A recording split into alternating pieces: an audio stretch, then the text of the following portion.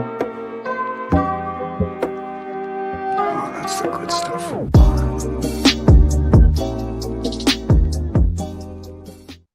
Welcome back, everybody, to Goodwill Podcasting with Conor, Dan, and Stone, your movie podcast that today is talking about the Sonyverse. Venom: The Last Dance is out in theaters. Maybe the most anticipated film of the year for our man Dan. Who knows? But it's only three of us talking today, and not your guy Connor. Connor is out today for personal reasons, so we have the Spider-Man himself, Brock.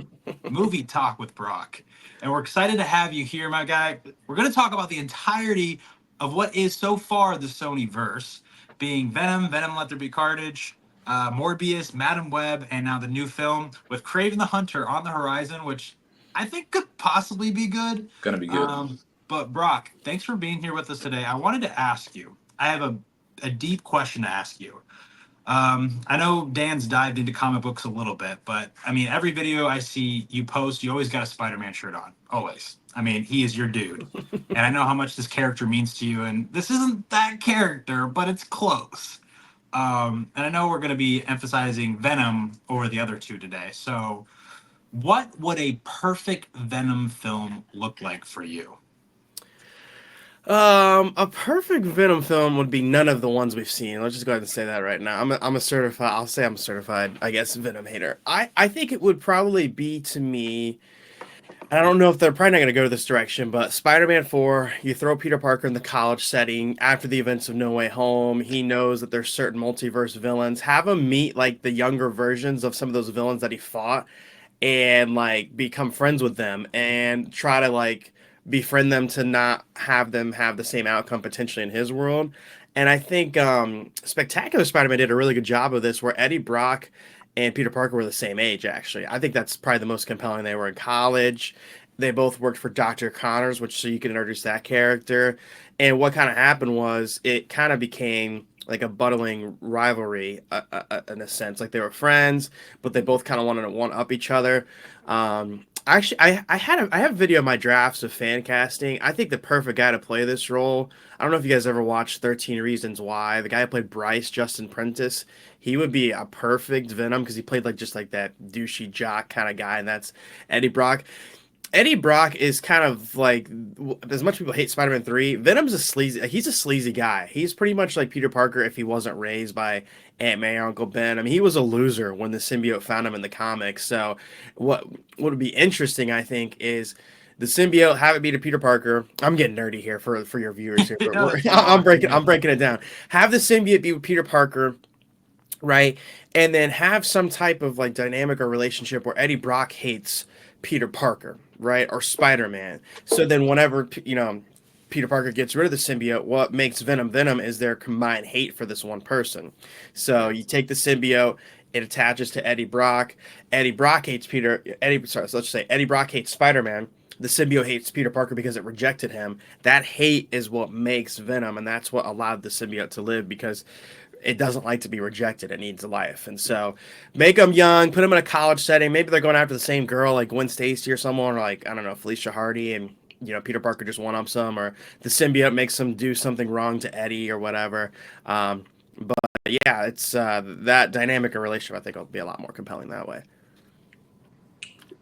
All I ask is I still want, I think, the best scene, and I want this recreated in the next film. If they do another film, or if you get your perfect movie, I always like the God, I want you to kill Peter Parker.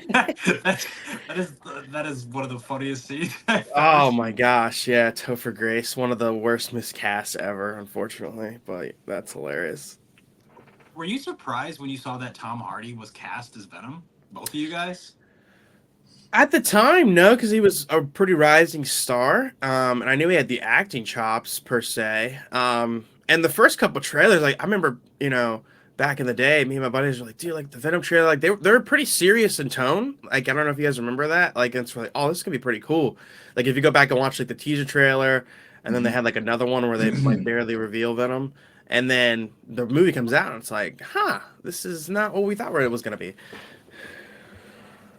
Yeah, I think I was maybe a tiny bit surprised. I feel like when you look at Tom Hardy's career, it's pretty serious generally, and he's taken a lot of like interesting chances. And I don't know, it's a little bit strange, but I think he's the best part of all these movies, and I even think I don't want to start on the third movie right now, but you know, some of the stuff there when it was just him, I enjoyed. Like I wanted to like that movie.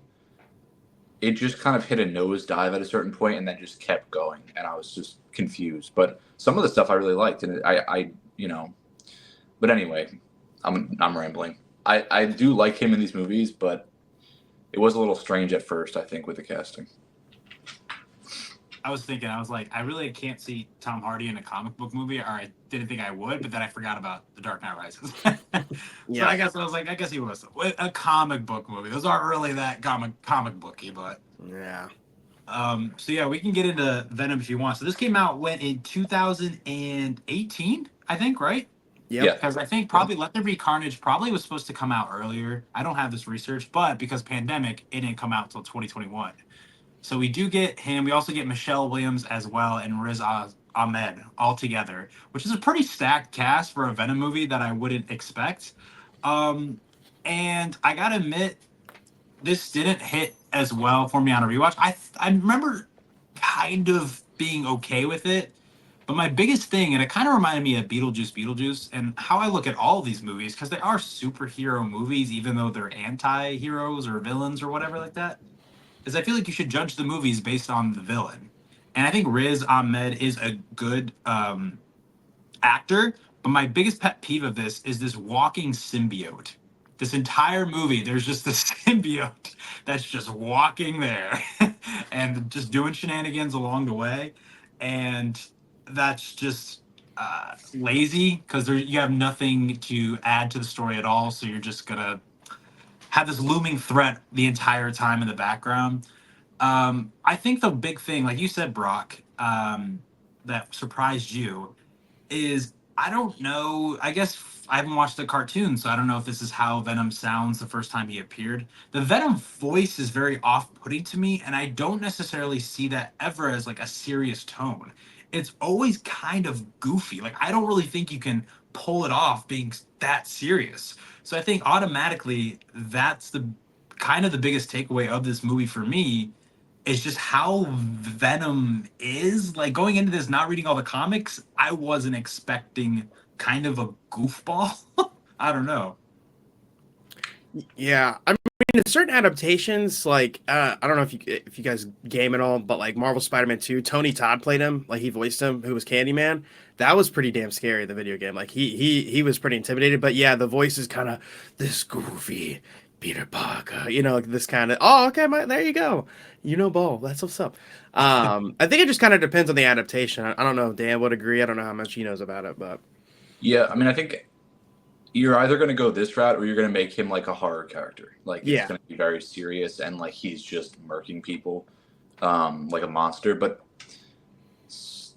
I think the fundamental problem with these movies is, and I'm assuming they did this for money, they're PG-13. Yep. And I feel like they made them accessible for like kids. And, I think when you add in like a lot of these jokes and stuff in these movies, like they feel like they're for kids, which is fine. But it is tough because I think there is oh my gosh, my dog is pulling my phone down. Am I still here? Yep. You're good. Yep. You gotta move. Let's go. Sorry. But I think the movies at times do want to be serious and they do have some like really dark, violent moments and stuff. But then it's just like, they're also kind of balancing the humor of it too, and I think it doesn't quite work, and it just makes these movies feel kind of awkward and like they're trying to like please everyone. I like the first movie though. I think the first movie is actually like pretty funny, and I like some of the action set pieces. I think it's the best movie of these five. I would agree. But it's just such a low bar. So, yeah, but I think the main problem with these movies is they should just be rated R. And they should just be a mess. You just have this looming. Sony just has this idea that they hope happens that hasn't happened yet, which I think changes the tone of these movies to not be rated R. It's the fact that this will possibly one day have Spider-Man, and it's so that's why all that humor's in there. You really got to try to kind of fit what they're doing in as best as you can what they're doing in the MCU because maybe that'll happen. I still don't know why it hasn't happened. I don't like the whole rumors that are coming about King in Black and all of that because Yeah. I don't want to get into null, but there's so many accounts online that are like Marvel rumor accounts that I'm just like I'm not paying attention to it at all. But I'll see it when I believe it because there's a reason why Kevin Feige hasn't been okay to be like, yeah, come on, bring Venom on over. you know, I don't think he trusts what they're doing at Sony, so he's just like, we can do our own thing, and if their movies are successful, which gets Sony money, so it's kind of a good deal for them, even though they really want the web slinger in them. Yeah, so there was actually Tom Holland actually filmed a cameo for the first Venom, like, and it was cut ultimately, like even back in 2018. So they have definitely they're trying to get him and get him in there as soon as they can for sure. Um, yeah, I would agree with that. This one is my favorite. Not my favorite. It's the one I like the most. I think the action is good. I think the humor, like the kind of buddy cop dynamic, works the best here. Um, I just don't really care about the villain, and it takes a while to get going. Like I was paying attention to the time step. We don't see Venom like in his full form to like 52 minutes. Like that's a long time. That's a Speaking of long which, time. you know what my biggest gripe of this movie is the fact that when you first like you're The seeing like reflection. yeah, did you see my my review? That's annoying, That man. It's is, you yeah. see like hints of Venom here and there, and then you have this huge transformation scene where he picks this guy up and he's like full Venom, and you're like, oh shit, I think he bites his head off then. But you actually saw his full face like 2 minutes earlier in the reflection of a car. That I was was like, that's goofy. really anticlimactic. It really is. I was kind of strange. I I c- I hear what you're saying. I kind of like that because it is anticlimactic. Like I kind of get what they're doing, and I do sort of like that it takes a while to see him. Kind of like you're waiting for it and waiting for it. And I remember watching it in a theater and like you were really excited for that reveal. Yeah. So I do kind of like that they didn't just go to it right away, but you know the movie's not that great around it, so I do hear what you're saying. Also, something I just thought of is that never happens again, I don't think, in the trilogy, really. That he's talking to him like through a reflection. Like it's always like Venom comes out and he's just like here in his face, kind of just talking to him. I think that's the only time that ever happens. Yeah, I think you're right. Yeah. I might be Yeah. wrong, so. I But also I mean, go ahead, go ahead. no, I was gonna say I was just reading. We were talking about Tom being cast in this, so apparently he only took it basically because of his son. Like his son wanted him to do it. His son loves Venom, and he like didn't know shit about Venom at all. So um, that's kind of the main reason he did it, which is cool. Huh. Um, That is cool. That reminds me of I think Viggo Mortensen did the same thing with Lord of the Rings. One was positive he didn't know shit, and he's like Yeah. his son was like, "Whoa, token," So Yeah. that's great. Do you? I mean, you guys both think it was a good casting, right? Like, I think there's a better one out there somewhere. I do not think that Hardy's bad. I just it's strange for me. It's just seeing him in this role. I think he's good, but I think someone out there maybe could be better. But I also think the reason why I think that is I think these movies could be better. Yeah. So that's the thought that looms in the back of my mind. So I I don't think he. Oh, go ahead, Dan. Go ahead. no, go ahead, Brock. I was gonna say I think he's good. I wish they just would have tapped in more into his like acting chops, like some more of the serious stuff, kind of like you said, like that we get glimpses of like out the trilogy. Like they kind of treat everything like a joke of like him eating like trashy food or whatnot. But like, what if it was like serious? Like what like you got to say like what it did to like his mental like space and like having this symbiote because I mean literally in different adaptations like it feeds like this thing is feeding off of this human as far as like their relationship and Mm-hmm. what's that look like and like we didn't get to really see like his personality change. It was all treated for like a joke. I mean maybe they just weren't trying to do the Spider-Man 3 angsty where he's kind of like angry all the time but like we didn't they just kind of amplified his personality not really changed it. Yeah, I think when I think about Venom, the entire thing about Venom is like it's like a toxic relationship, Yeah. and that's how it plays out, and it's like very damaging. And I think you get moments of that are solid, and then other moments that are not. But I think these movies are kind of most interesting when they're like really dealing with Eddie Brock, because I feel like this is you're really kind of watching his entire downward spiral. And I think in the third movie too, you saw him like he's kind of lost it in a way. Like he really has just nothing left, and he's just kind of existing, and all he has is Venom. Yeah. And it's framed in a way that you're pulling for him, but like Venom has really destroyed his life in a way. And again, some of the stuff with Eddie really worked for me in the third movie. When you look at the trilogy as a whole, it's kind of an interesting character study. It's just like that's stuck in these movies with all this other stuff and like just bad acting and bad characters, but like there is an interesting story there with a good actor behind it. So it's like a shame to watch them back. To me, I think, because Eddie is interesting as a character. Yeah. Do you think the script of these movies are not good? No. Okay, because I think, because Dan, you said there's an interesting story there. You mean like there could be one, like somewhere in there? I think he is an interesting character. I think his as like a character study and as someone kind of just going through a downward spiral. Like I enjoy spending time with him, and I think he's interesting. The story of the movies is nothing. Like the second and third movie, there's no plot. Like the most plot heavy movie is the first movie, which I agree with what you guys saying about eventually becoming Riot. But like what's Riz's character's name in the movie? Carlton Drake. Yeah. What a pull. What a pull. He's just one of those Marvel villains that's just generic, forgettable, like just kind of an NPC villain. And it's like, I don't know. The funniest scene in the movie to me is him when he's testing on human experiments and he meets the guy. He's like, "Your name's Isaac, right? Just like the Bible, right?" That's really good. Isaac, I think God has left us down here. Isaac, me, Isaac, we gotta do this, man. And then he just 2 minutes later, he just gets absolutely destroyed. So that was hilarious to me. Yeah, because everyone's like that Abraham was the one that sacrificed. And he's like, actually, it wasn't Abraham. It's Isaac. It's you, my guy.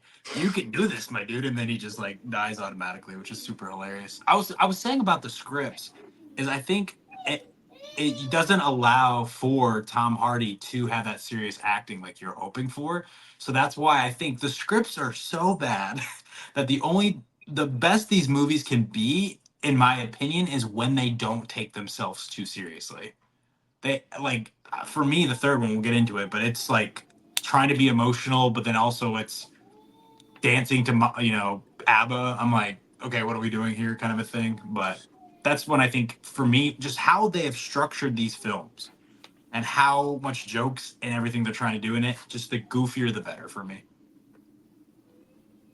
Yeah, I mean, I think when you're juggling tones like this, it would be ideal to see them pick one or the other and just do that, because trying to do both, it just doesn't really work.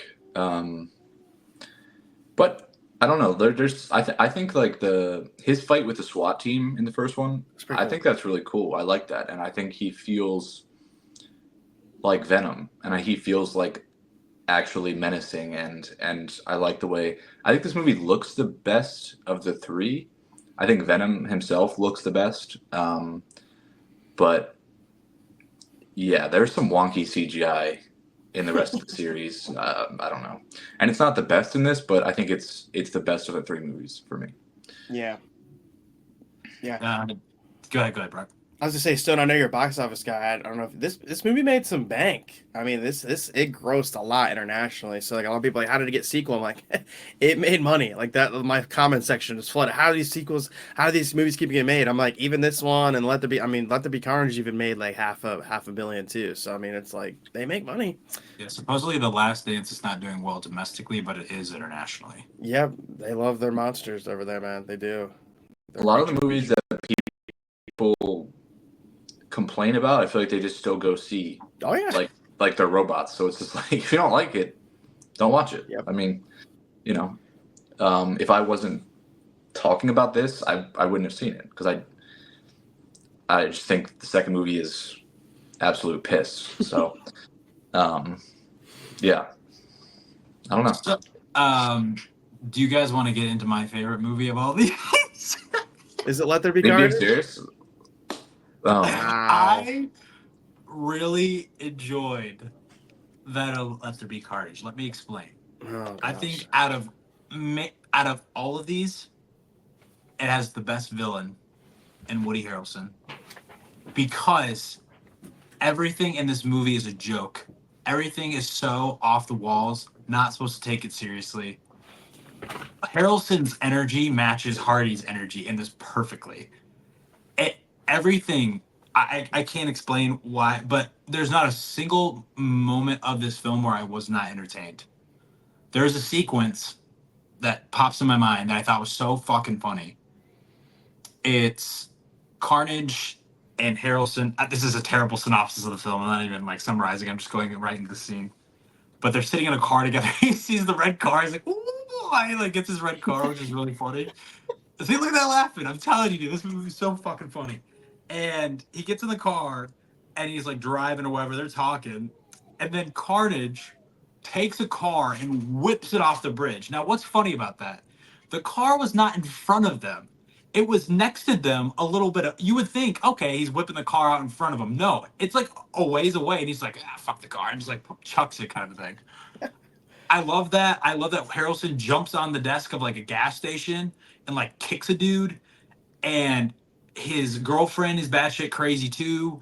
Nothing in this is supposed to be taken seriously. There's not a single moment, and I love the dynamic between Eddie Brock and Venom. The fact that they're having difficulty living with each other, and the fact that Venom wants to just eat people, and Eddie really doesn't have anybody for him to eat. All this thing with the chickens, and I thought it was kind of funny. I'm sorry. And the whole late night or party scene where everyone's like, that's a really good costume. And he's just like up there with like glow sticks Oh, around my his God. neck. No. I don't know. That was a big swig, Dan. I'm telling you, this is the most entertaining movie. And also, I think that the CGI in this works because I don't know. It's the same in a weird way. They're not trying to blend humans with the symbiotes at the same time. It's just symbiotes on symbiotes, especially at the end. I also think the ending, what's it called, setting with the church, by far the coolest uh, setting of any Yeah, I would part of agree. any of these films. So, Bro, go ahead. you wanna start? I was waiting for it. We can just Nah, do a man, little tag team. Woody Harrelson's on cocaine in this movie, man. Like it's insane. Like his performance. Just he's talking like this the whole time, bro. You know, like it's just like he sounds like the dude from Mad TV, Stewart or Stuart? whatever. Yeah, like his tone and like just the fact that like okay, like I try when I watch these movies, I'm like, they're not gonna perfectly adapt it. I've got to turn my comic book side of my brain off, but it's so hard when this dude gets the Carnage suit by biting Eddie Brock. That was my first problem, like off the rip. Um, cool set pieces. This has a good cast, I'll say. Um, 90 minutes. That was probably my biggest problem with the movie. Is it's way too short. I think it's way too short. Andy Serkis, chill out on the directing. Yeah, don't direct because he directed this. That's another problem. This whole Don't trilogy. direct. Yeah, he has three. Just, you're a great actor, like legendary mo capture. But this movie, all these movies have three different directors, three different script writers, including Tom Hardy at the end. So there's not a lot of cohesion. Um, I'm not a fan of the Ray Venom. I think it's stupid. I think they just go all into this schlocky. The humor's never. It's just awkward. It's just not funny to me. And I know comedy's subjective, but like, it's just not. It just ain't it, man. Like, just Eddie Brock's a bomb. You know, him just standing there and just like just all everything. It's just too crazy for me, man. And like, I don't. I think they probably a lot of people like the comedy of the first one. It's like, okay, let's go all in with that. I think Carnage personally should have been how they capped off the trilogy. I think they introduced him a little too soon. I think there could have maybe been a little bit of a build-up of this character. But I just, again, the Spider-Man purist in me, I'm just like, I just don't think these characters are as compelling without first an attachment to Spider-Man built off of. Um, but that again, that's just me. I know that not everyone really cares about that. But I will say that the church sequence is really cool because that makes for some really interesting dynamics. Because Carnage doesn't know about the high frequency sound. I do like that. Like that's kind of cool. Like he's like, what's going on, and whatnot. But the whole detective thing, and then like the end really bothered me too. Like how are they gonna blame all this on Eddie Brock and not the serial killer who escaped, Cletus Cassidy? Like that never made a lot of sense to me. And because you have witnesses there, you have Ann there, you have Dan there, and so yeah, I think I have this like a 2.5 out of 5, like just crazy. And then the post credit scene is really stupid too, because that didn't go anywhere. I mean, it did, but do we? I don't know. So I just think hashtag not my Carnage. Like when he escapes from jail, that's the legit Scooby Doo scene, man. Like when he creates his own tornado, that is goofy. I'm like, Jesus, man. Like this is Cletus Cassidy's deranged, man. Like I know maybe did you watch the 90s cartoon of Spider-Man when they introduced Carnage? Like that would have been cool. Like he was freaking crazy in that. And this, like, I know he's a serial killer in this, but like I don't take him serious. Like I'm not scared of Cletus Cassidy. Like if he really would have went deranged, and years ago for Spider-Man 4 when we thought we were getting it, there were fan casts forever of Jim Carrey. I don't know what that would have looked like. I think he's probably the same age as Woody Harrelson, so maybe it could have worked. But yeah, just a big swing and a miss for me. This movie personally. Yeah. So this is one of my least favorite movies ever made, and I'm not exaggerating. I hate this movie. Excuse me. I think part of it is my expectations for this were actually pretty high because, like I said, I like the first movie. I do enjoy it, and I love Woody Harrelson. So when I saw this announced, I was like, "This is really cool. I'm excited." Brock, I think to your point, imagine if this was the third movie. In the second movie, you literally could have had Cletus as like a background character as a serial killer. Yeah. Like he could have been part of the story and you could be hearing about the things he's doing or maybe even meet him. Like maybe there's some kind of run-in. It could have been really interesting. This is not a character you can just toss in. There's no motivation for anything. There's no background of this character. He is just the most paper-thin character of all time. This movie is a fight at the end that they knew they wanted to have. As you said, Stone, it's a cool set piece in the church, the bell, all that stuff. Very cool. That's the movie. This is a short film. It's called Venom Fights Carnage. That's the movie. Everything else is bullshit. It's nothing. It's just how do we get to this fight? Like they wrote the ending, I feel like, and then they tried to work their way back, and all they wanted was just this CGI battle between the two villains, and it's just not a character you can do that with. This is like Cletus is one of the most insane characters Marvel has, and Carnage is like a genuinely iconic villain. It's just like it feels like they used him as just kind of bait to sell tickets to this movie, and then I'm sure there were toys and like a lot of products around it, and like it's just nothing to me. You said, Stone, nothing in this is taking itself seriously. I think this movie at times takes itself really seriously. I think it's like at times it wants to be horror, and you're dealing with like I said, a monster with Cletus, like genuine monster of a person. And then I think they went even more off the wall with the stuff with Eddie and Venom and like the odd couple relationship stuff, and like it feels really jarring to me, and I end up not taking Woody Harrelson seriously, but not in a way that I think was intended. I just am like laughing at what he's doing. I think Woody Harrelson in this movie is like horrendous. Yeah, he's pretty bad now. Horrendous. And the stuff with him and Shriek, like that romance, like that dynamic, like why is that a thing? Like what's behind that? She's underused. I just really don't like this movie at all. I think they just had a fight that they wanted to get to and then just wrote nothing bullshit to get there. And the 90 minutes thing, why is this 90 minutes? Like, you can add on a half hour and get into his character and make it more interesting. I felt the same way about Morbius. Why is Morbius 100 minutes? Like, Yeah. we'll talk about Morbius. I think Morbius is not as bad as people think, necessarily on rewatch. But a lot of these movies just aren't long enough, and I don't quite know why. Maybe budget, but yeah, I hate this movie. This is like a half-star movie for me. Really don't like it. Did it ever bother you, Dan? Because I know you've read comics that like I thought they were gonna do it in this movie when he consumes like the Carnage symbiote, I thought that he was gonna get like the white spider across his chest. Did that bother you at all that they didn't do this at all in the trilogy? I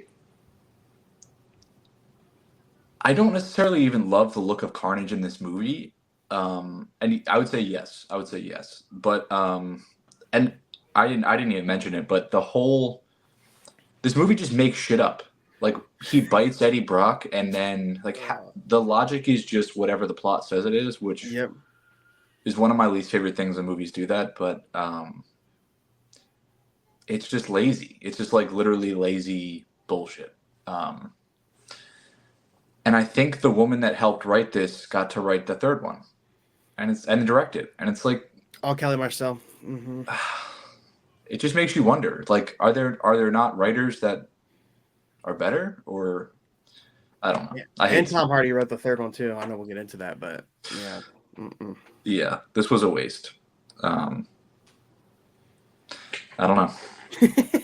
We disagree yet again. Yeah, I mean, do you see any of those like?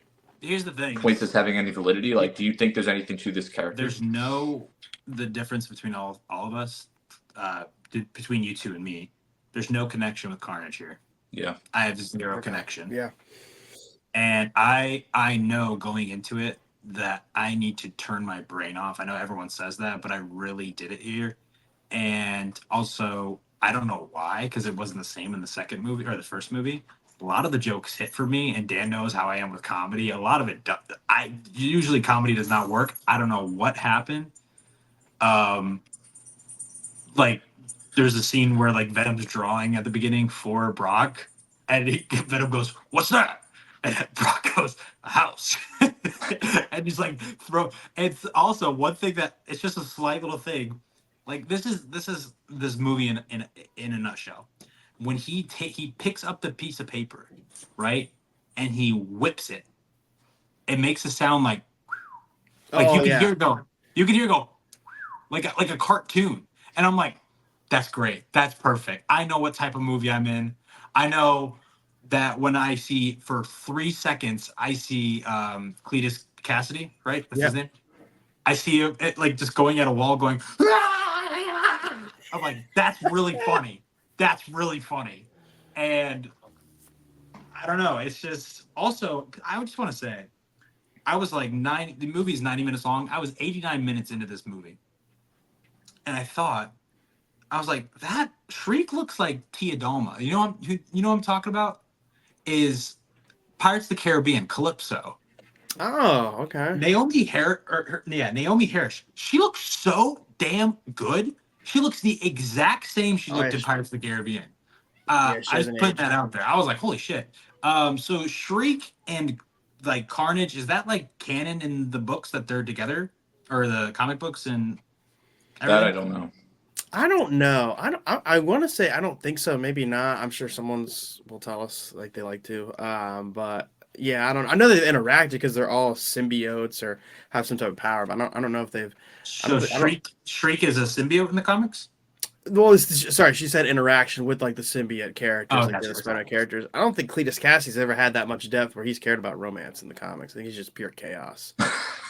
I don't think he's I just want to kill everybody. Like that is who he is. And I think they wanted it to be like a Bonnie and Clyde type situation. Yeah, they definitely did. Like, that just felt so forced. I don't know. This movie made me so angry in the theater. I saw this with my buddy that I was living with at the time, and I was just so mad. because I was just like, this is just bullshit. Like this is just I don't know what Woody's doing. I was so let down by this, but I get what you're saying, Stone. If you find it funny, or even if you can laugh at some of it, it's probably more enjoyable. I just was let down, so I get it. Another. I just think of another joke that got me. It's at the very end when Carnage sees Venom. He's like, he says something like, "I'm gonna kill you, father," and the priest is there, and he goes, "Ah!" He's like, "Not you, father."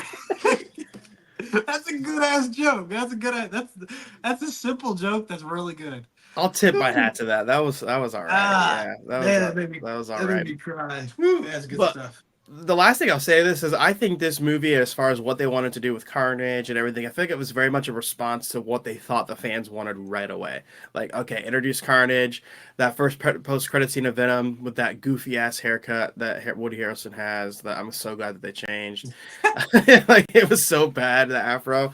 And like, okay, people want Carnage, like, for the Spider-Man fans of know like why some of these movies are bad, you need to look up a guy named Avi Arad. I don't know if you guys know who he is. He's a big producer over at Sony that made Spider-Man 3 bad, made Spider-Man 2, where he pushes a lot of these decisions as far as what they think they want people to want. But yeah, I'm just like disappointing. Again, should have been rated R. I know we talked about that. I don't want to hark on that too much, but just a lot more of a just slop fest, just not funny. And I think Sony's like, ooh, hey, we have No Way Home coming out. What can we do to get people more excited for that?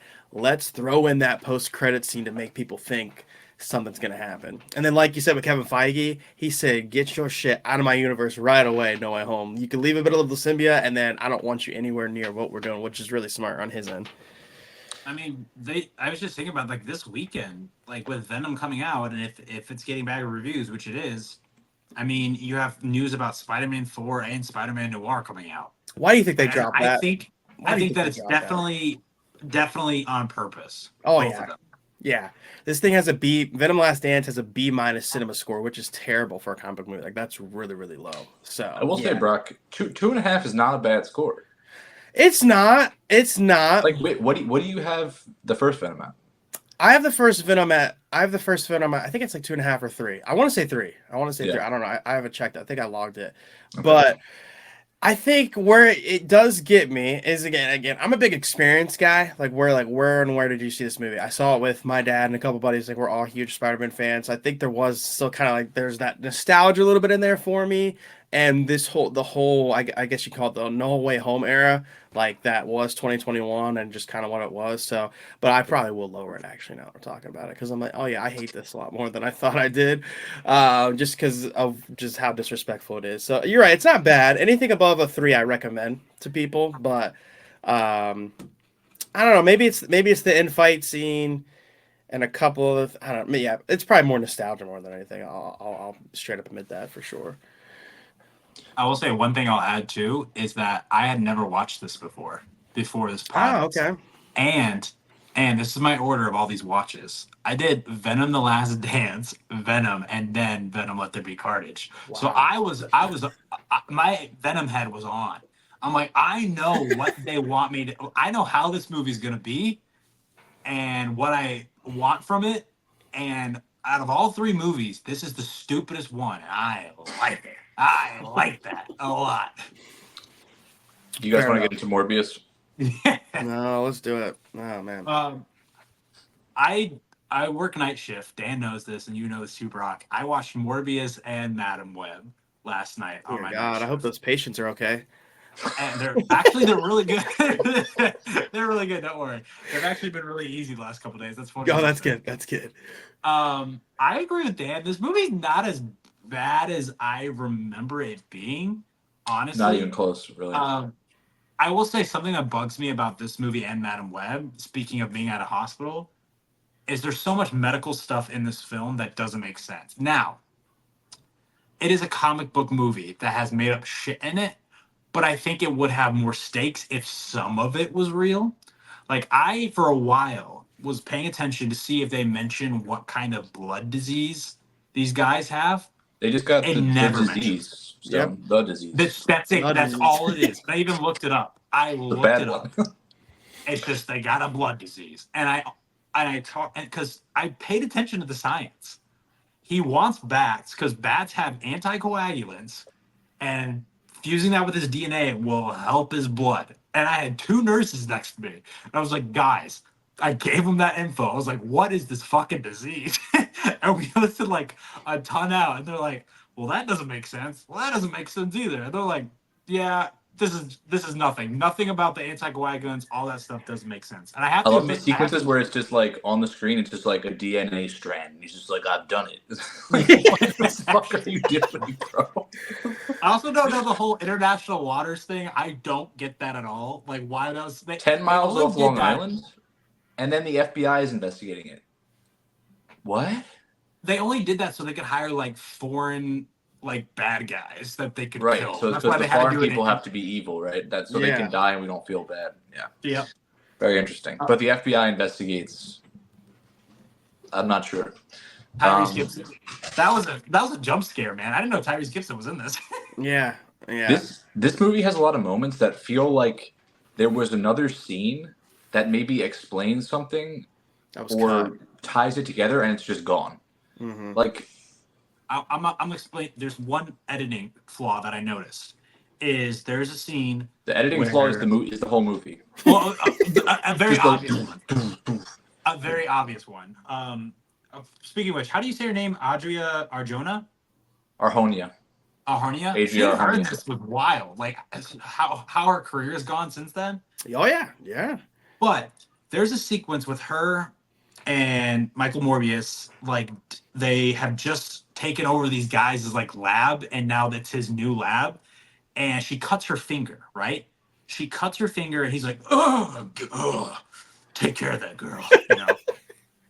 So right after that, which is insane, there is a scene of her being in his old lab, and Matt Smith comes and sees her and like intimidates her. Then the next scene is her on a rooftop, and Michael Morbius comes to see her, and he's like, "Sorry about that down there." That didn't make sense to me. That was not split up correctly. They added a scene in between those two moments that shouldn't have been there. Like it didn't make sense whatsoever. Anyways, I was like, I couldn't believe that was in there, but Yeah, I think this should have been Sony's first R-rated movie in this universe for sure. The character, and I think just like how he has to live. Like they did a lot of work around and like quick cuts of not showing blood and such. the blood looks black as well. Yeah. It looks, I was paying attention. All of it looks black. Yeah. And not to jump to the end, but to me, this has the worst post-credit scene in all of these movies. That really took me out. That it really just irked me. I would agree. I think this is in my ranking. I think of it. This is my least favorite, just because I think it's all over the place.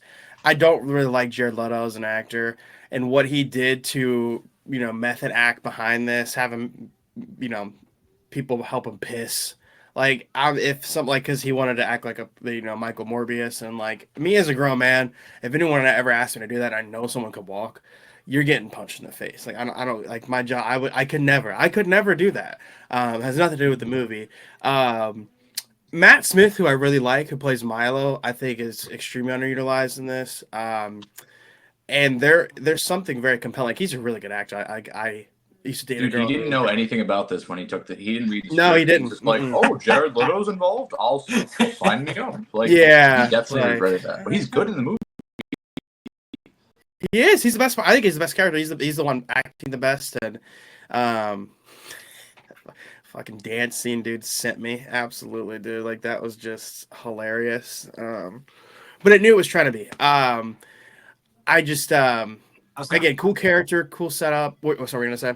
I'll say his while we're on Matt Smith, his motivations do not make sense. His villain, They don't why? exist. There's nothing there. No. Nothing. There's nothing. I mean, at least Well, Cletus Cassidy What is a there killer, is the so scene where he's like violent as a kid one time, and they're like, "Oh, That's the he's thing. That Great makes his person. character. That's He's his whole defending character. himself.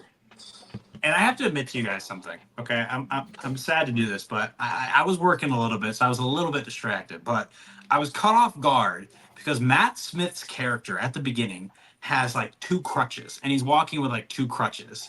Where Jared Leto, Morbius, is like fine. I never see him walk or anything like that.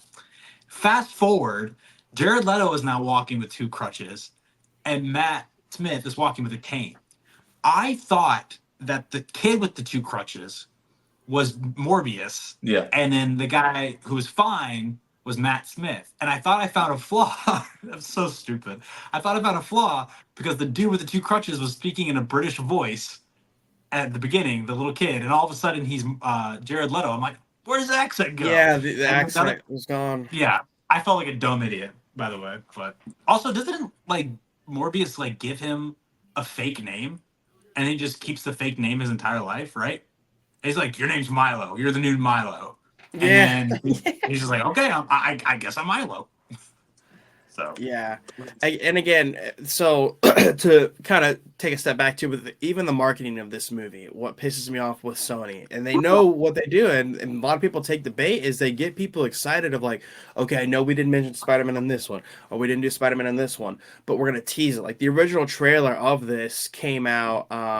This is actually supposed to come out in 2020, actually, which is kind of funny. But then the pandemic hit, and they pushed all of it back. And so in that original trailer, and there was like couple quick glimpses of on a poster on a wall. They had Tobey Maguire's Spider-Man, which was funny. It was a screenshot from the Spider-Man PS4 video game, and it said "murderer!" exclamation mark. So people were thinking, oh, is this gonna be tied into Tom Holland's universe? Because people were accusing him of being Mysterio. Oh hell no, no, not at all, not at all.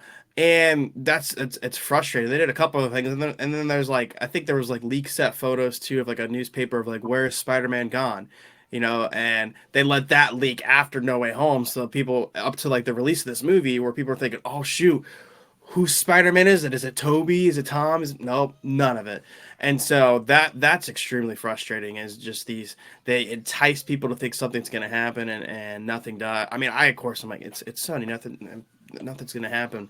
And I remember seeing this with my dad. He's like, I thought Spider-Man was going to be in it. This is stupid. And I'm like, yeah, yeah, you're right. It is pretty stupid.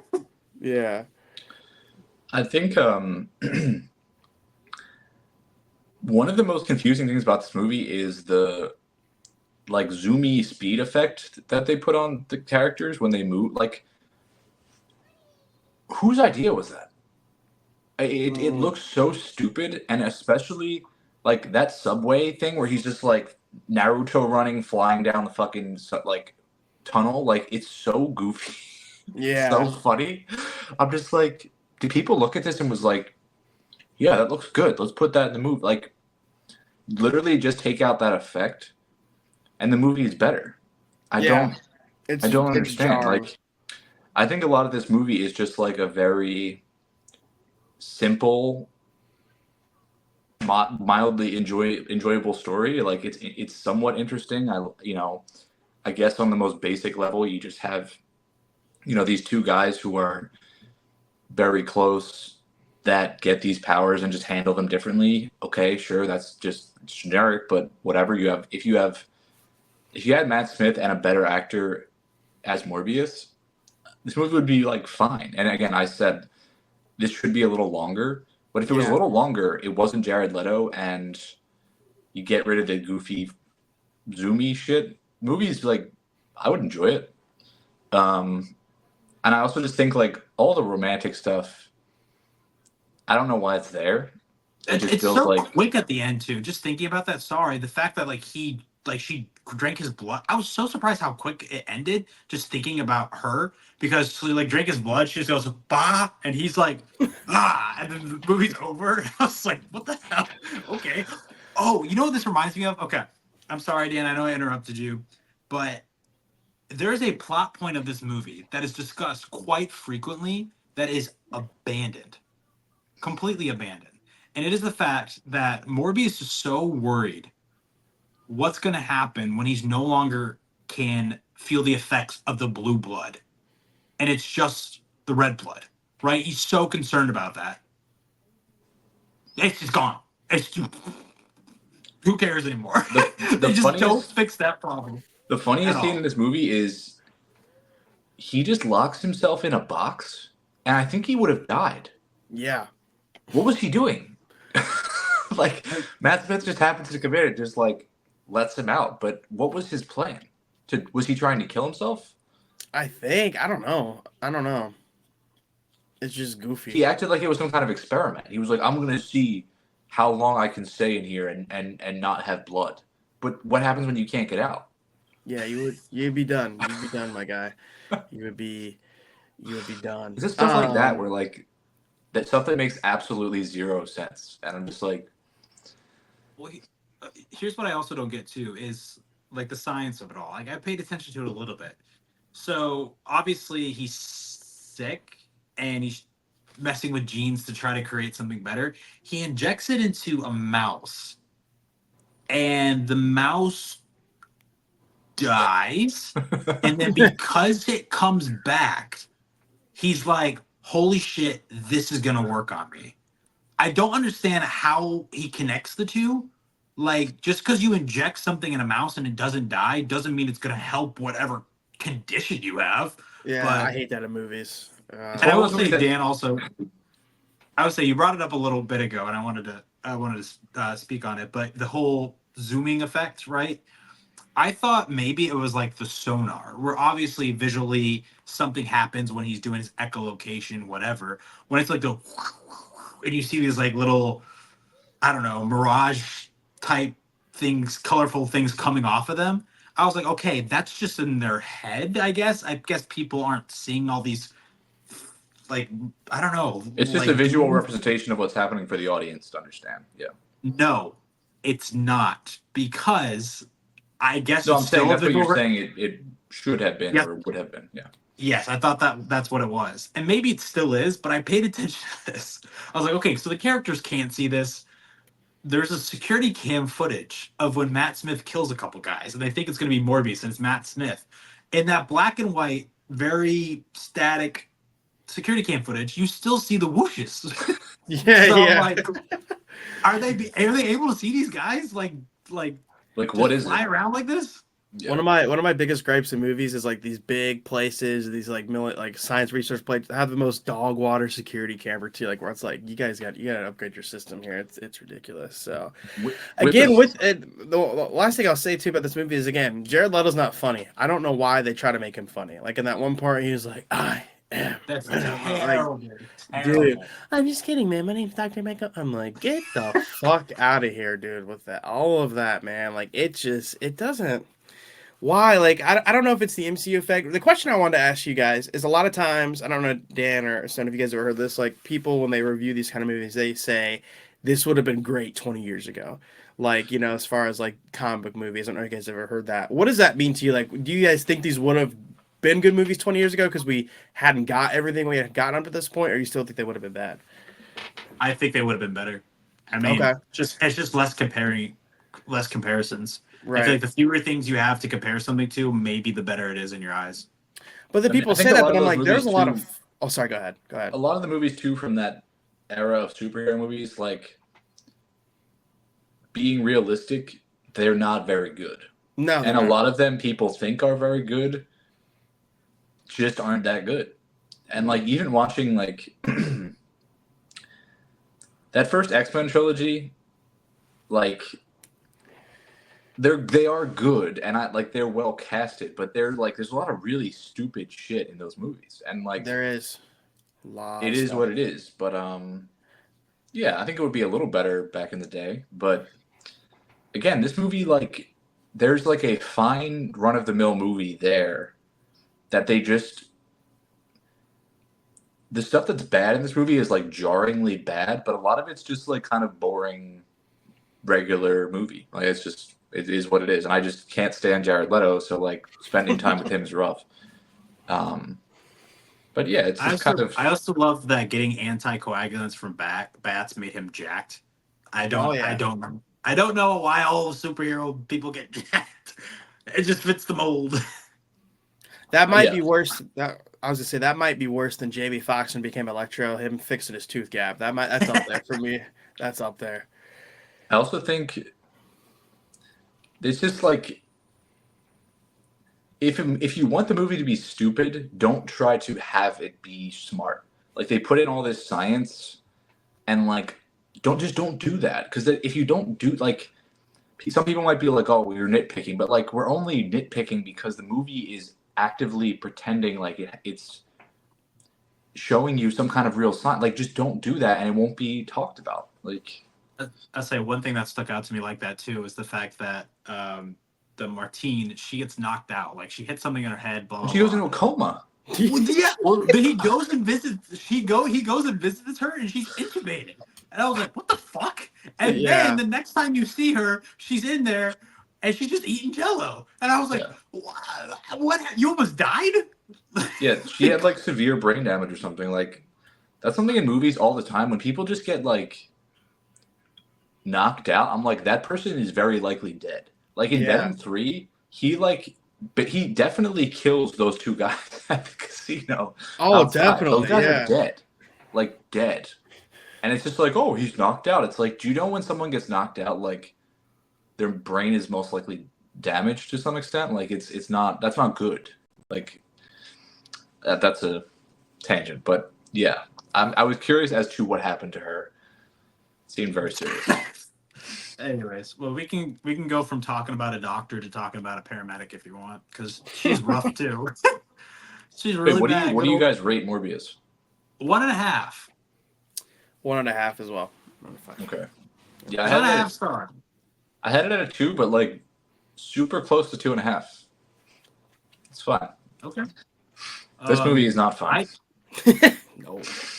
I don't know how Carnage can be worse for you, my dude, because for me, Not a Madam movie. Webb is a terribly made movie, like filmmaking wise. Like, it's awful. I don't know, and I wanted to look it up before I got done with work, but I didn't have a chance because I was like cramming Madam Webb. I want to know why the fuck that ADR happened.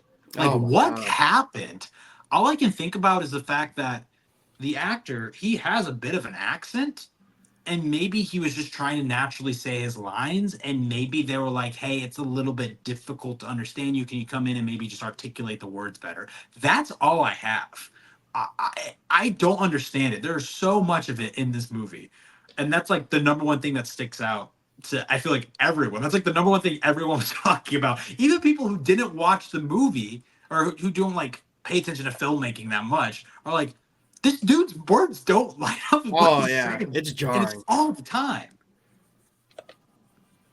And it's just like, even like, I mean, right at the beginning, it's, you have that paired along with the weird zooms that they're doing on everybody. At, like, the camera, I don't understand it at all. Webb, I don't know her first name, Charlotte Webb. She is not a good person at all. You No. hate her, and she's a bad paramedic. Dakota Johnson's not very good in this. Nobody's good in this. There's no redeeming qualities in this. I said this, I think, in a live or maybe a past episode of the podcast. The one good thing is I think the scenes in New York, like in the streets, I think they look okay. Besides that, there's nothing in this movie that's good. Not a single thing. Prove me wrong, please, but I couldn't find a single thing.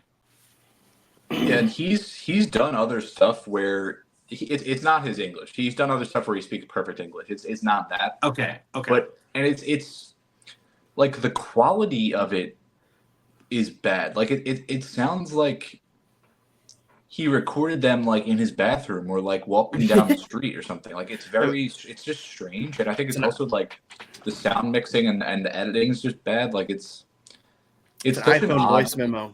That's what it is. Yeah. I don't really know why they did that, but it is very strange. This movie, I wish it was funnier. Like the first time I watched it, I was expecting it to be I was expecting to be able to laugh at it. A lot of it's just so boring. It's very boring. Because there isn't really a story. Like it's just, and I think what really bothers me about this movie is Dakota Johnson is straight up just not trying. She didn't want to be there. It's so obvious. She doesn't care. And like that to me is what will make me like hate a movie, because I'm just like, you didn't even put in any effort. And like, Sydney Sweeney, like, she seems excited to be there. She seems like, and she was Yeah. excited about it. You listen to her talk about it, like, she was like excited to, she put a lot of thought into like her spider person and like how they would hang and like all this stuff and like actually cared. Dakota Johnson is just like, check her pulse. Like, she's not alive in this movie. And it just makes it so awkward to watch, especially when she's acting against people that at least are somewhat trying. It's just so bizarre and just like a slap in the face to the movie and its fans. I don't know. Yeah. Really don't like what she's doing here. Y'all got me thinking. Sydney Sweeney's agent did her wrong, by the way, too, because she was like, I was so excited to join the MCU. Didn't even let her know, like, this is not anything to do with that at all. I think she, like, said something like that, right? Where she was like, yeah, I was so excited. My biggest problem with this movie Dakota is... felt the same way, too. Like, I feel like they maybe didn't understand what the movie was. And then maybe with Dakota, she got into it and was like, oh. And then was like, I'm just not going to try. Yeah, I mean, you saw in those press, like the press and like the promoting for this movie, she's like, oh yeah, this movie's shit. Yeah, she just without saying it. She's like, yeah, like a lot of drawn out like stuff like that. My biggest problem with this movie is Madam Web's not a compelling enough character to have her own movie, and she's 80 most of the time. Like, she's old, and Dude, so she's like a D-list comic character. She's so D-list. She's so D-list. She's just kind of the overseer of the multiverse, and I get that, but like, again, with Spider-Man. On her own, she's not compelling. This would be she would be the lady to kind of pull him out and let him know what was going on. They did. She's a side character. Yeah, exactly. She's never. I think she's one of the only Marvel characters. She's never had like a comic dedicated to her. No, story. never an own run. Like, whose idea was this? I don't understand. Like, this was set up to fail. Technically, Spider-Man is in this. Baby no, form. Oh my God, don't even. No, dude. that's so stupid. And you know what sucks is the sequel. The most messed up thing about this movie is they put the 3 Spider Women in the movie and there's in the trailer in their suits, and then they have that. It's a premonition scene. Yeah. And it looks cool. Yeah. Where's that movie? Just give me that movie, and this would have been completely fine. To make this movie. And to put that in the trailer, first of all, that's misleading marketing. Like, There's been lawsuits over that stuff in the past, and like, if any movie deserved to be sued, it's this one. But it's such a bizarre rug pull for the audience because it's just normal people running around the city from a villain who the fuck is this guy? Yeah, his thing is, they're going to kill me. He also creates the entire situation by chasing them on the train. If he doesn't do that, none of it ever happens. Yeah. Also, how does he get to the train? He's watching them on his CCTV at home or whatever, and then 30 seconds later, he's on the train crawling down the ceiling. Oh, it's insane. So yeah, I have to say something. I would say I have to say something about that scene, and it's going to be my Letterboxd review, and it's something that after I watched the entire movie, I rewound it and made sure that I saw what I thought I saw. I don't know why, but when he gets on the train and they see him for the first time through those doors and he's like approaching and she's like, get off. He doesn't have shoes on. He is barefoot, and I don't know why. He does not have socks or shoes on. Raw dog. I don't know why, but that was really, really funny. That's probably the funniest thing in the movie. There's no explanation. Anyways, keep going. I also wanted to say really quick, this guy at the start of the movie just straight up murders an NSA agent. Yeah. And he was seen with her at a party or at the opera, wherever they were. They leave, he kills her, and then he just gets away with it. No investigation, no trouble. And he kills her to get the code for her NSA login to use some kind of technology that can just deus ex machina the plot so we can find these people's faces in the city, wherever they are, and that's how the movie starts. It's just like so fucking stupid. I can't explain it. There's probably some executive and they're probably like, oh, this is going to be good. Like, they thought they were cooking. They thought they had something special, man. Like, they really did. I love how she's like, we have these sketches like with how your dreams looked, and it's like a direct replica of like Get them. out of here, dude. It's like, okay. Also, I will say, just as to prove my a point of how bad this script is, I feel like all of us would have thought of this idea, but the fact that this movie doesn't is kind of insane.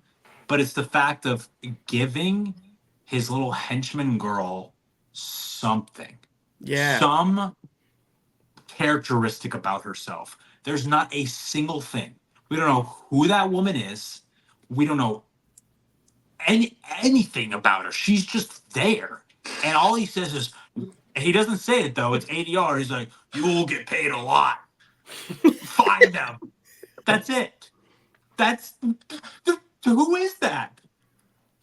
That's a person that has so much screen time, and the only thing she goes is, yes, I'll turn all of them green. Yes, that looks like your girls. Like, that's all she does. Yeah, there's just also the fireworks just blowing holes through wall. What kind of fireworks are those at the end? They're just blowing holes through like stone walls with fireworks, and then she gets paralyzed from a firework. It's crazy work. What happened? Crazy What work. happened? She goes, ugh. And then she's paralyzed. Like Also something that stood out to me is none of them, like, when she opens her eyes and they're like white, none of them say anything. And she's just like, it's kind of like I feel like it's a moment like where it's like, the audience knew what was going to happen, so we don't have to elaborate on it.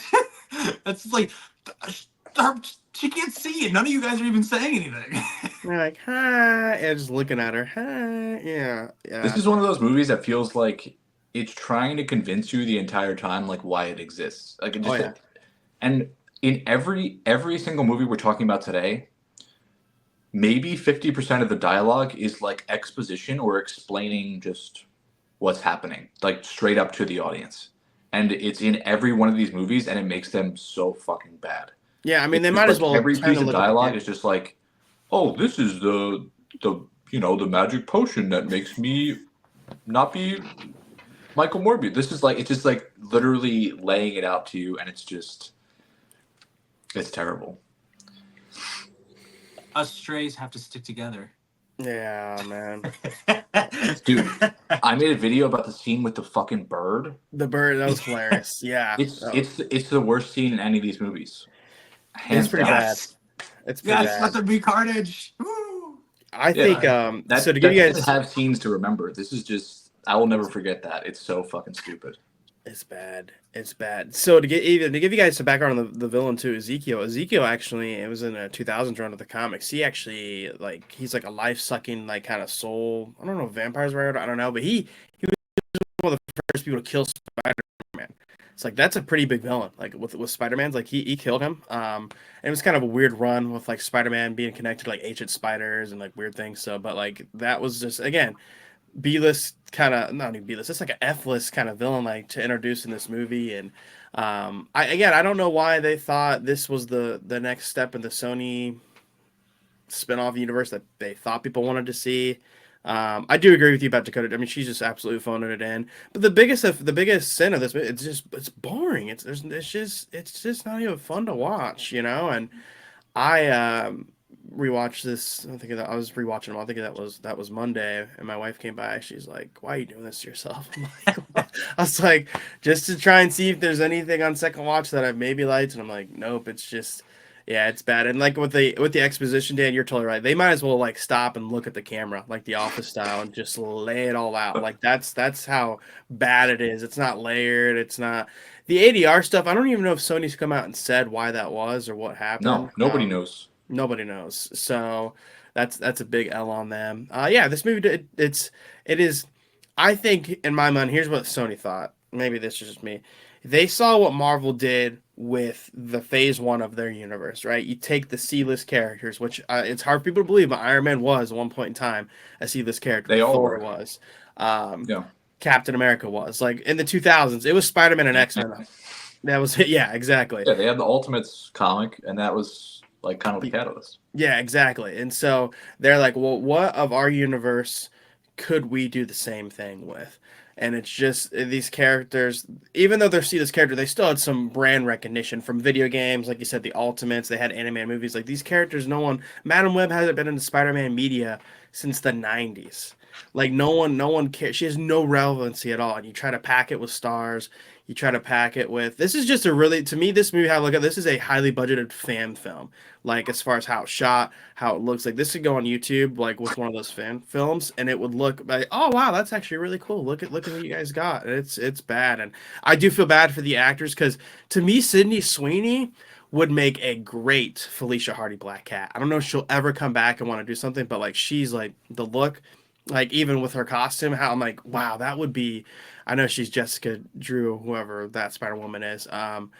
But yeah, and I heard at one point in time too that originally this is kind of supposed to be like a Terminator plot where Ezekiel was going to be coming after a younger version of Peter Parker that was not born yet. I don't know if you guys heard about this. Yeah. And it was going to be Madam Web and the Spider Woman's duty to protect them, right? So I also forgot one of Dan's favorite actresses in this movie, Emma Roberts, was in it as well. So that was it. As Aunt May. I'm sorry, y'all ever gone to a baby shower for someone's going to be an uncle that you don't know? I haven't in my lifetime. I have to say, I like that. I think that scene is really fucking funny. I like that. It's funny in there. Like, because it's the one scene where her personality is like, it works for what's happening, and you actually like, yeah, it makes sense. It is a good scene. I also will say, Madam Web is a character that could have been cool. She belongs in like an X-Men movie or something. She's like she's technically like a mutant. As a side character or someone like that they go to or meet throughout the course of a movie, it could have been really cool. But now like this character will forever be remembered in this movie, and it just really sucks. I also wanted to say, and we should go into the next movie after this, but the whole reason this movie starts is this dude cannot wrestle the jar of a spider away from a pregnant lady. So he shoots her. That's the reason the whole movie happens. Let me add to his stupidity. This is why this is worth a second rewatch. My favorite scene in the movie is when he gets hit by the ambulance. He would not have been hit by the ambulance if he didn't jump. He's on a car. The ambulance is flying over the car. He jumps up in the air, and he gets hit by the ambulance. Insane. And that we will rest our case on Madam Web with that. Venom: The Last Dance. Noel was. I think everyone suspected it too. It's funny. I went back and watched Sammy J React's video about him reacting to Noel in one of the trailers before the film came out, and I think people caught on because, like you said, I mean, we saw it with Madam Web. And even maybe the way that Morbius, they tease you with, like, they want you to feel a certain way, but I think people have caught on to that's not how the movie's going to be. And people saw that Noah clip, and all the comments were like, we've seen all he's going to be in this movie. Yep. And I feel like that's what's really lacking for this film for me is everything with the villains. I don't care. They're not I do like their chainsaw mouth spits blood. I do like that. I don't care about anybody in Area 51. The woman who gets zapped and like her arms gone, and then everything with her brother. I don't care about any of that. I don't get emotional with the whole Venom and Eddie thing. Honestly, if I had seen the masterpiece Venom Let There Be Carnage before this movie, I might have been a little bit more emotional when Maroon 5 popped up. I gotta admit. But I've never felt anything less. They're trying to be kind of serious with this and kind of funny at the same time. Just never felt anything less than that. There's no feeling. I just sat there like this while a terrible song played from a shitty band and just felt nothing. Yeah, really, and that was just reshot like a month and a half ago. Like that was a reshoot in New York, so that was just goofy. I think Juno Temple might have the worst performance in any of these movies that we've talked about today. She's horrible.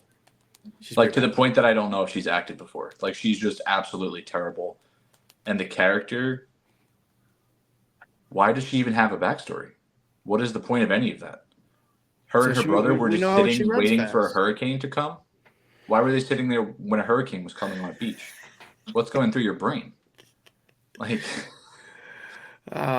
So Dan, you talk about exposition dump. This movie just starts out with it right away. I mean, like I was like, wow, okay, this is what we're it's getting ready to get rough. into. I was like, okay, wow, like that was, and again, Sony being Sony, like with Noel, and I did a little bit of his breakdown. I don't know a ton about it. I'm starting to read some of the comics, but again, a big part of his character too is he has the God Killer sword. Well, we have already seen that in Thor: Love and Thunder. So like that, they can't use that. That's dumb because they refuse to collaborate with Marvel. I totally agree with this. This movie tried to pull all the emotions out of me, and it landed flat every time. I didn't care. Um, I said this in my review. This and The Dark Knight Rises, for some reason, this thing they have in common. They take the main character we come to see out of the movie for such a minute of the runtime, and it doesn't make any sense. I don't like. I know what they do to set up in the plot, but like just symbiote. That's all this trilogy is, and I'm just like, damn, they couldn't come up with anything else. And like that again, like Venom in his full form. I didn't clock it in. I think in his full form, not with his little head on the side and not him taking animals. He's in the movie for like 9 minutes, and everyone's talking about this cool action scene. I guess spoilers ahead if you don't want to hear that.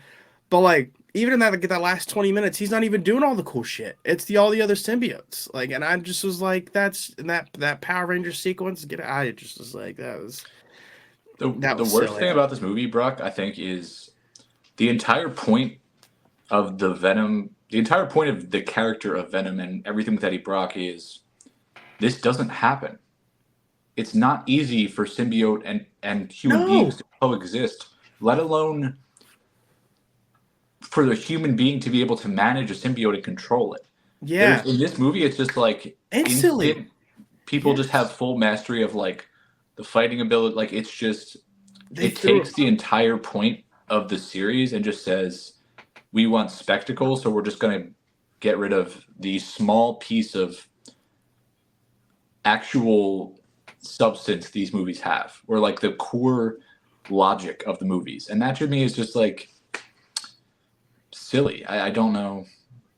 Yeah, they break their own rules. I hate when movies do that. They break their own established lore or set of rules they have in this universe for just, well, this is the last one. And then, I mean, everyone's just, I mean, symbiote is just hopping from person to person. Like, just, and for it just happened right away.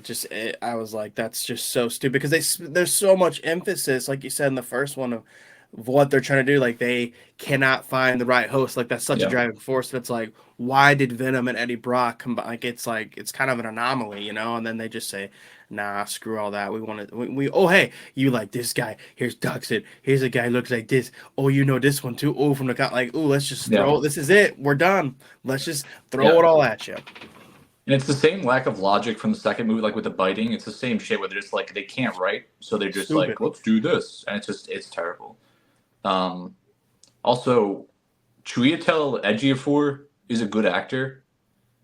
What is he like? He's just, they didn't give him anything to do. He's just like bland NPC military man who's there to make bad decisions and just be boring. Like, he's a good actor. He is. He's just wasted. I think he's acting against people that are not good actors. Like, I think it was bad casting on Sony's part because everyone, I think a lot of Marvel fans, he's I forget the character's name, but he's that guy, Doctor Strange. Like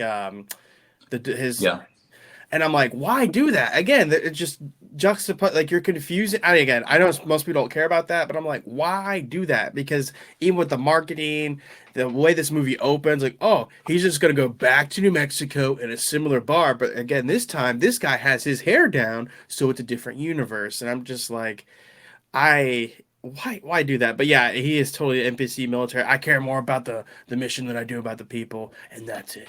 I got to save my men. Okay, sure. Something I hate too in any movie, and this movie does it a lot, is when people know that their weapons do nothing to whatever they're fighting, and they just stand there and just shoot at it. What the fuck are you doing? Run away. Your M4 is not touching this thing. That thing murked everybody. It was killing symbiotes like with ease. What do you think you're doing with your rifle? Just go run away. I hate that. That's how I always feel in Transformers. There's so much military Transformers. They're just standing there shooting. And it's like, bro, this movie honestly reminded me a lot of a Transformers movie. Very much so. Like, this was very, with all the military stuff and all the just like big CGI mess bullshit fights. Like it very much felt like that.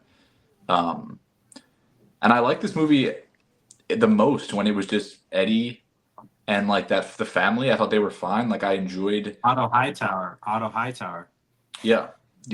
I don't know how to pronounce it. Riz Afons. Yep. I'm trying. I think it's Reese. I don't know. Yeah. Okay. Again, not to nitpick, but again, that guy was he's the freaking lizard. Why cast him in it's just kind I of forgot like, about that. yeah, why do that? I just think that's like people were, because again, they want people to, I wholeheartedly believe like Sony wants people to go online, break this trailer down, recognize that he's that from that movie, and try to build out any type of hype or some type of connection that like, ooh, this could be that, and it's just it's insulting to your audience. I do have to agree with you, Dan. I think the slow moments with Eddie Brock, I typically hate that in movies, like where they introduce this random family, but like that worked for me. And a couple lines I did laugh was like when they're all kind of going to sleep. He's like, "I'm so glad we decided not to eat them." That actually did make me laugh, which I did think that was funny. But I think like, there's just stupid decisions made by characters. Like, okay, hey, let's not go into full form. Oh, hey, Mrs. Chan. Oh, Venom's like, I want to dance. Let's screw it. And then I was just like, oh, and then I don't understand. Okay, I know he can't see him, but like if he's right there and it happens last second, how could the creature not just be like, I would just swing. Like that doesn't make any sense. Like he's got to be here, and then the military doesn't attack him at all, and I just the funniest thing about that creature was that creature he literally could jump into the plot at any moment. He could just jump from wherever he was on Earth and just land in the plot. It's so funny. That's just really good writing right there. Like holy shit, man. Yeah. I love that Brock was like, you could just swing. Yeah, like he's like, I would just like, all right, there's someone here in front of me, man. Like, and again, like cool sequences, like just things that bothered me too. I'm like, okay, there's like a really cool setup, and they do nothing with it. Like, okay, Eddie's on the plane, they fight the thing, and then he's got to like try and save the jet, right? Like, okay, this is gonna be kind of cool. No, jet engine's out, peace out, Venom's done. People are probably gonna die on that because of him. Never comes back to it again. And then even when he kills the military guy, right?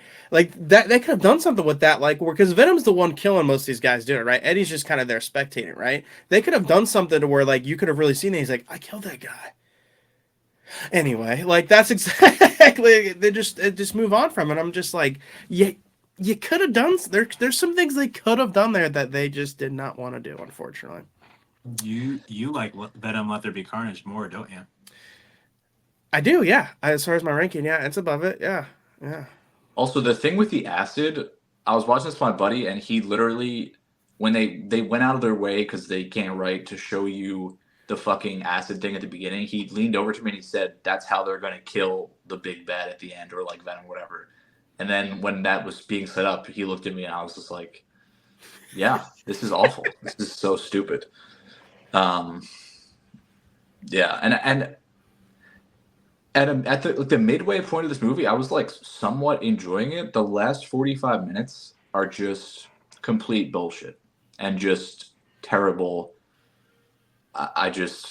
It really lost me, and I ended up kind of hating it. And then the montage is just embarrassingly bad.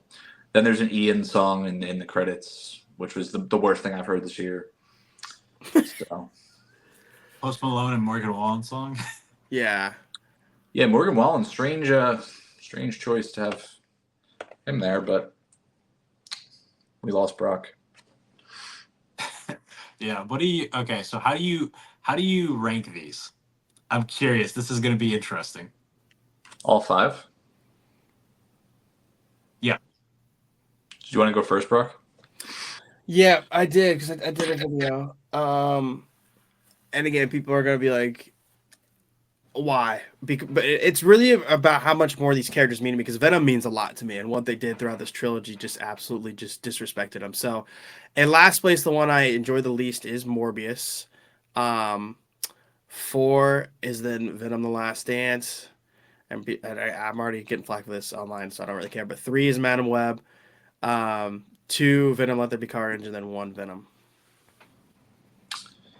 I have Let There Be Carnage and Dead Last. Okay. then Madam Webb, and Okay. then The Last Dance, then Morbius, and then Venom 1, which is crazy, but It's about worst turd from the worst. I mean that is what it is, man. Like it's just like I can see the Blu-ray triple trilogy. Like I don't ever want to go back and rewatch these movies ever again. I no. really don't. Yeah, no. I'm probably gonna rate the post credit scene just from how dumb they are. Um, I mean, again, with this one, even with Venom, with Noel, the director's already come out and said like this is the last you're gonna do it. We don't know what like I don't. I really hope that's not the direction they're gonna go with Spider-Man 4, but I know it's coming, and I have to prepare myself for it because the way Tom Holland's already been talking about it too, like we're doing something we've never done before. We just want to get some things right. I truly wish, and everyone's like, well, how come Sony will never give the rights back to Spider-Man? It makes too much money. They'll never do that. They bought this character rights for $20 million back in the '90s, and you could like they've made bank off of these. But yeah, the only reason I rewatched these was for just Venom. I'm never watching them again. I might sell my Blu-rays. They're taking up space. Like that's how much I don't like them. I'm not even kidding. But yeah, that's how I'd rank them. So can you guys hear me okay? I know my service has been spotty. Yeah. Yeah. Okay. So from worst to best, I'll go Madam Web, Venom the Last Dance, Morbius, Venom, Venom Let There Be Carnage. Okay. What do you have the first Venom at? 2. Damn. These movies are awful. Yeah. Yeah. Now I will say, where do you think? Oh, sorry. I was just gonna ask, where do you think Craven's gonna fall for you guys? Because Dan, I know you're excited about 1. that one. Probably out of the three of us, Probably 1. probably 1. Because it doesn't look like it's trying to be goofy. Like all these are trying to be goofy. Like it looks like it's rated R. It's trying to be serious. Yeah. Just give it to me. I don't want no fucking jokes. Just kill people. Instead of a joke, just kill someone. Every Yeah. single time you want to have a joke, just kill someone. It's a good director with good actors and a good character. Just Yeah. don't fuck it up. It's not a difficult character to get right. He's an iconic character. He's really cool. Simple. Like, I think it'll be good. Okay, yeah, I'm excited for it. Well, they're kind of like just dumping it. It feels like it's so close to Venom: The Last Dance. I mean, they pushed it back so much, but Brock, you got a movie to recommend our audience that you watched recently, or maybe one from the past? Yeah, so I rewatch. I was kind of getting into the Christmas spirit early, which is I know it's gonna sound funny, but it's gonna be coming out here soon. It's more my wife, and it's a movie that she was recommended that I never heard of. It's called The Ref, and it is with Dennis Quaid. And I know if you don't want to support, that's fine. And I put my personal feelings aside, but it has Kevin Spacey in it. But it's about this robber where he's trying to rob this couple's house during the holidays, but like they end up bickering so much, he has it tied up, and it like kind of becomes like this thing where he's trying to help the. It's a pretty good comedy actually, a Christmas comedy. I never heard of it before, but it's actually pretty decent. And then I would say too, if you're looking, I know everyone's into like kind of true crime or whatnot. This one's kind of more doesn't really paint people who did this crime in a good light. It's called Alpha Dog. It came out in 2006. This has a stat cast for movie cast. It's got Justin Timberlake. It's got Emil Hirsch. It's a Bruce Willis. Who else is in it? Ben. Oh, what's his name? Ben something. He's a bald guy. I forget his name, but he's a really good actor. But it's about this. It's set in the '90s. It's about this group of drug dealers in LA where a guy essentially doesn't pay this guy named Johnny Truelove, and they changed some of the names because it is based on a true crime story. And what ended up happening is this gang kidnaps the guy's brother that owes him money, but they don't unalive him necessarily right away, and it's kind of interesting. But it's You can say kill on here, Brooke. okay. God, that's TikTok. Look at me. Look at that. You know, yeah. When you're a content creator, you don't know it. Yeah, when they don't necessarily kill this guy right away, which is pretty good. So yeah. Other than that, yeah, those two are really good. That's what I'd recommend. That last movie is the same director as The Notebook, which is really interesting. I'm Yeah. excited to check. What's your Stone? I'll probably just recommend the movie that I've made 2 videos about, and I really think the idea of it's really interesting. But The Remarkable Life of Evelyn, which Oh. is the documentary about Matt Steen, which was a individual from Norway who had Duchenne muscular dystrophy. Basically, his life was deteriorating, and he found salvation in World of Warcraft and the people that he was able to meet through it. And after, which his parents didn't know about, and after he died, his parents found out that he had tons of friends, even like romantic relationships on the game, and also Wow. all the conversations were backlogged that he had in World of Warcraft. So what the documentary does, it actually takes his physical conversations that he typed out in the game and recreates them in the animation form of the game. So it's really interesting, and they have way more footage of his life than I thought they would have, especially towards the end of the movie. That's whenever I watch documentaries, I'm always like, man, I gotta record my life just in case something happens. So people can make a documentary about me and be like, the Goodwill podcaster, But but yeah, it's really good. I just think it's really cool because I love animation so much. I think this is like a one of a kind kind of a story, and this is like a perfect way to kind of tell it. But yeah, it's on Netflix now. They finally dropped it. I made a video about it. Shit, 8 months ago, and I've been like waiting and waiting and waiting for it to come out. It finally has. So That's awesome. I'm about to check that out. Nice. Conclave came out today, so just go see that. It's really good. Oh man. I might make a video about that today, just because I'm very fascinated with the fact that it's a PG movie. Yeah. Very Yeah, and it really works. It's very accessible. I think anyone can watch it and enjoy it. You don't have to be religious. You don't have to be a Christian. Just watch it. It's interesting. Love. Favorite actor in it, Ray Fiennes, my favorite actor. But Brock, appreciate you coming on, my guy. You're a returning guest, so they might already know where to find you. But for our new listeners who haven't heard you in our last episode, tell everybody where they can find you, my guy. Yeah, so I'm Movie Talk with Brock on all my platforms, TikTok, Instagram, YouTube as well, and at The Real Diddy on OnlyFans. No, I'm just kidding about that last part. No, just delete that part.